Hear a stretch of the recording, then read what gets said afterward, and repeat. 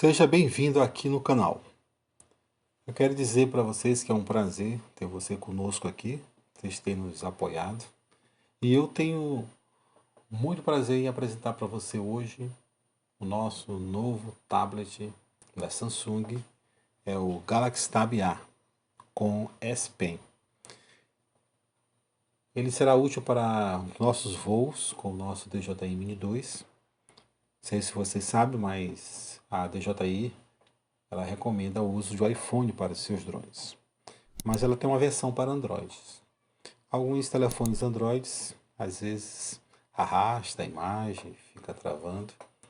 Então, pesquisando e seguindo a sugestão do nosso amigo Felipe do canal Como Se Faz, então nós resolvemos testar esse tablet da Samsung, o Galaxy Tab A. Então, esse tablet ele tem um processador que é o S205, P205, e ele tem uma boa resolução da imagem. Ele reproduz vídeos aí em Ultra HD 4K e também faz gravação em Full HD. Ele tem 32 GB de memória, tem um processador, né, octa-core. Aproveitei também e comprei suporte, que vai fixar ele no nosso controle. Então ele é bem resistente, já foi adquirido no AliExpress. Então ele servirá para colocar, fixar o nosso tablet de 8 polegadas.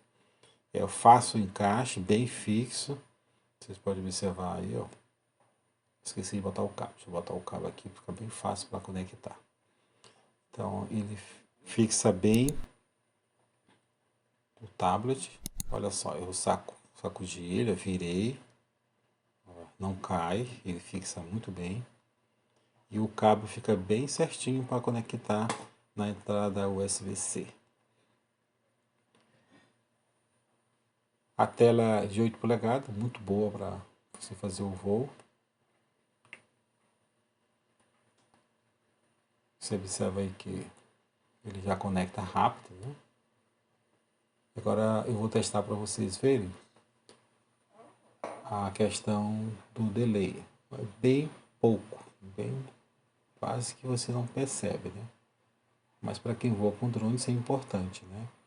Quanto menos delay, melhor. Claro que a gente sabe, nós estamos trabalhando a gente está trabalhando com um sistema digital, não é aqueles analógicos que praticamente não tem atraso, né?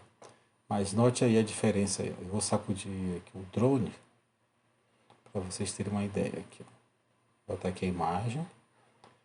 Aí eu vou pegar o drone, ó, vou girar para vocês verem os dois ao mesmo tempo. Ó. Giro para o lado, giro para o outro. Giro para cima, para baixo. Aí, ó.